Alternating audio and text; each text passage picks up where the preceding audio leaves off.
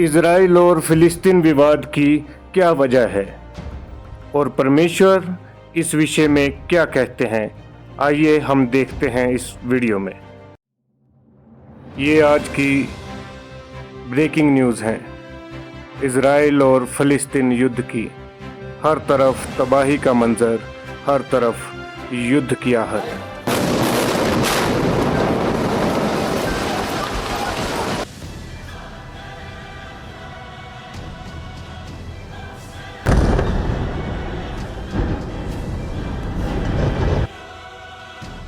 दुनिया की सबसे सताई हुई कौम यहूदी कौम, एक ऐसी कौम जिसने सैकड़ों हजारों सालों तक गुलामी देखी।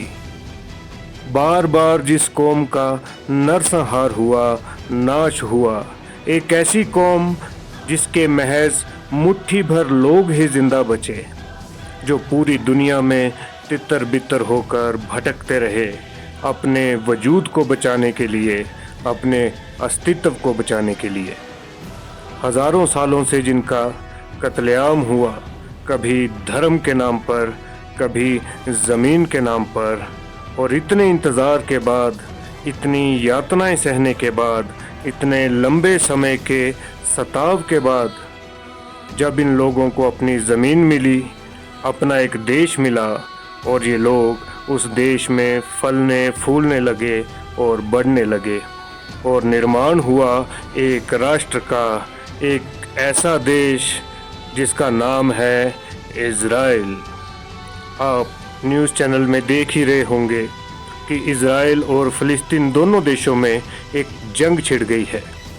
ये दोनों देश एक दूसरे को मिटा देना चाहते हैं। आखिर क्या है इसके पीछे का विवाद, और बाइबल क्या कहती है, परमेश्वर का वचन क्या कहता है, किसकी जीत होगी, कौन सही है, कौन गलत है। तो आइए हम बढ़ते हैं अपने विषय की ओर। जय मसीह की साथियों, परमेश्वर का अनुग्रह एवं दया आप तमाम वीडियो देखने वालों पर होती रहे, यीशु मसीह के नाम में आमीन। साथियों, जैसा कि हम जानते हैं कि इजराइल एक ऐसा देश है जो दुनिया के नक्शे में एक बिंदी के बराबर भी नहीं है।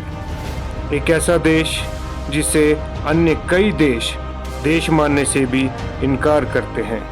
एक ऐसा देश जिसे परमेश्वर अपना जेठा मानता है, अर्थात ज्येष्ठ पुत्र, बड़ा बेटा। उसी बड़े बेटे पर, उसी जेठे पर आज आग की बारिश हो रही है। हमास, जो कि एक आतंकी संगठन है, फिलिस्तीन मुस्लिम लोग इसके कर्ता धर्ता हैं। हमास जो आए दिन इजराइल पर हमले करता रहता है, कभी 1000 मिसाइलें, कभी 2000 मिसाइलें, कभी 5-5 हज़ार मिसाइलें इजराइल पर दागता रहता है। क्यों? मुस्लिम संगठन हो या फिर मुस्लिम देश, क्यों इजराइल के विरोध में है? क्यों ईरान इस आतंकवादी संगठन को मदद करता है? कई देश हमास को आतंकवादी संगठन घोषित कर चुके हैं, और कई ऐसे देश हैं जो इसे आतंकवादी संगठन नहीं मानते। ये विवाद बहुत पुराना है। धर्म और ज़मीन, इसमें धर्म भी एक अहम मुद्दा है और ज़मीन भी। हम ज़्यादा गहराई में नहीं जाएंगे, मोटे मोटे तौर पे समझेंगे कि आखिर सत्य क्या है। और यदि आप इस टॉपिक का हिस्टोरिकल वीडियो भी चाहते हैं तो कमेंट में बताएं। ये नक्शा जो आप देख रहे हैं, ये इजराइल और फिलिस्तीन देश है।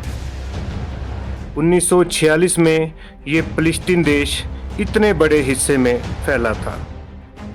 हरे रंग में ये जो ग्रीन पार्ट है, ये फिलिस्तीन है, और ये है इजराइल। ये छोटे छोटे से धब्बे, यही इजराइल है। और 1947 में ये फिलिस्तीन इतना सा रह गया। 1949 से लेके 1967 में इसका आकार कितना घट गया है, और आज इजराइल इतना बड़ा हो गया है कि फिलिस्तीन अब छोटे छोटे धब्बों में सिमट गया है। और ये मैप भी आज का नहीं है, 2016 या 17 का या उसके आसपास का है। और ये जो हरा रंग है ये है गाज़ा पट्टी। यहीं पर हमास का कब्जा है, यहीं से वो इज़राइल पर हमले करता है। गाज़ा, ये नाम याद रहे। और अब देखते हैं कि इसका धार्मिक मसला क्या है। साथियों, ये यरूशलेम है, दुनिया का सबसे पवित्र शहर और दुनिया का सबसे विवादित स्थान भी। तीसरे विश्व युद्ध का केंद्र बिंदु इज़राइल की राजधानी यरूशलेम। ये दुनिया के 3 सबसे बड़े और ताकतवर धर्मों का पवित्र स्थल है, इस्लाम, यहूदी और ईसाई।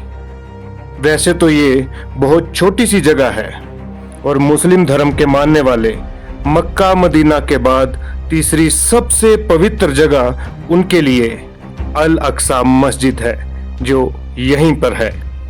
ईसाई भी इसे पवित्र मानते हैं। बैतलहम में यीशु मसीह का जन्म हुआ। यरूशलेम का जिक्र बार बार बाइबल में हम पढ़ते हैं, चाहे यरूशलेम की गलियां हों या मंदिर हों या अन्य चीजें हों। और यहूदी भी इसे पवित्र मानते हैं। उनके अनुसार ये उनका ही देश था और राजा सुलेमान, जो कि राजा दाऊद का बेटा था, उसी ने यहाँ पर मंदिर का निर्माण करवाया था। कभी रोमी, कभी ऑटोमन द्वारा इस मंदिर का विनाश किया गया, कभी हिटलर के द्वारा भी कई यहूदियों का कत्लेआम किया गया। नरसंहार, हजारों लाखों यहूदी इस आग में भस्म हो गए। इसलिए यहूदी ये मानते हैं कि ये देश उनका है और इन्होंने बहुत सारी कुर्बानियां दी हैं इस मंदिर के लिए, इस जमीन के लिए। वैसे असल में ये स्थान यहूदियों का ही था और है। इन तीनों धर्मों में यहूदी और इस्लाम धर्म आपस में खींचातानी करते रहते हैं और विवाद बढ़ता रहता है। और अब ये विवाद जमीन और धर्म से बढ़कर स्वार्थ तक पहुंच चुका है। खैर, हम उस टॉपिक पे नहीं जाएंगे। अब हम देखते हैं कि बाइबल क्या कहती है फिलिस्तीन देश के बारे में, इज़राइल के बारे में। साथियों, परमेश्वर का वचन सच्चा है और हर हाल में पूरा होकर ही रहता है। जैसा कि बाइबल में दमिश्क और सीरिया के बारे में लिखा था। यशायाह की किताब अध्याय 17 और वचन 1 से 3 में, आइए मैं आपके लिए पढ़ता हूँ कि सीरिया और दमिश्क के बारे में बाइबल क्या कहती है। यहाँ लिखा है, दमिश्क के विषय भारी भविष्यवाणी। देखो, दमिश्क नगर ना रहेगा, वे खंडर ही खंडर हो जाएगा। अरोएर के नगर निर्जन हो जाएंगे, वे पशुओं के झुंडों की चराई बनेंगे। पशु उनमें बैठेंगे और उनका कोई भगाने वाला ना होगा। एप्रेम के गढ़ वाले नगर और दमिश्क का राज्य और बचे हुए आरामी तीनों भविष्य में ना रहेंगे। और जो दशा इज़राइलियों के वैभव की हुई वही उनकी होगी। सेनाओं के यहोवा की यही वाणी है। साथियों, जैसा कि परमेश्वर का वचन कहता है कि दमिश्क नगर ना रहेगा, वे खंडर हो जाएगा, उजाड़ हो जाएगा, उसी प्रकार इनकी यही दशा है आज इनकी क्या हालत है आप सभी जानते हैं। सीरिया में गृह युद्ध छिड़ा है, जगह जगह बमबारी, गोलियां, 6 लाख से भी ज़्यादा लोग मारे जा चुके हैं। और फिर भूकंप भी सीरिया में ही आता है। गरीबी, भूखमरी, तबाही, यही इनकी हालत है, दुनिया जानती है। सीरिया की तरह ही परमेश्वर पवित्र शास्त्र बाइबल में क्या कहते हैं फिलिस्तीन के लिए, गाज़ा के लिए, आइए हम पढ़ते हैं। फिलिस्तीन देश के बारे में यहाँ लिखा है, योएल नबी की किताब अध्याय 3 और उसके 4 वचन में कि हे सोर और सिदोन और फिलिस्तीन के सब प्रदेशों, तुमको मुझसे क्या काम? क्या तुम मुझको बदला दोगे यदि तुम मुझे बदला भी दो तो मैं शीघ्र ही तुम्हारा दिया हुआ बदला तुम्हारे ही सिर पर डाल दूंगा। आगे यशायाह नबी की किताब उसका अध्याय 14 और उसके 29, 30 और 31 वचन में लिखा है कि हे सारे फलिस्तीन, तू इसलिए आनंद ना कर कि तेरे मारने वाले की लाठी टूट गई, क्योंकि सर्प की जड़ से एक काला नाग उत्पन्न होगा और उसका फल एक उड़ने वाला और तेज विष वाला अग्नि सर्प होगा। तब कंगालों के जेठे खाएंगे और दरिद्र लोग निडर बैठने पाएंगे। मैं तेरे वंश को भूख से मार डालूंगा और तेरे बचे हुए लोग घात किए जाएंगे। हे फाटक, तू हाय हाय कर। हे नगर, तू चिल्ला। हे फलिस्तीन, तू सब का सब पिघल जा, क्योंकि उत्तर से एक धुआं उठेगा और उसकी सेना में से कोई पीछे ना रहेगा। तब अन्य जातियों के दूतों को क्या उत्तर दिया जाएगा? ये कि यहोवा ने सिय्योन की नींव डाली है और उसकी प्रजा के दीन लोग उसमें शरण लेंगे। इसके बाद गाज़ा पट्टी के बारे में भी लिखा है, जैसा कि आप देख रहे हैं यही स्थान। इसके विषय में सपन्या की किताब अध्याय 2 और वचन 4 में लिखा है, क्योंकि गाज़ा तो निर्जन और अश्कलोन उजाड़ हो जाएगा। अशदोद के निवासी दिन दोपहरी निकाल दिए जाएंगे और एक्रोन उखाड़ा जाएगा। समुद्र तीर के रहने वालों पर हाय, करेती जाति पर हाय।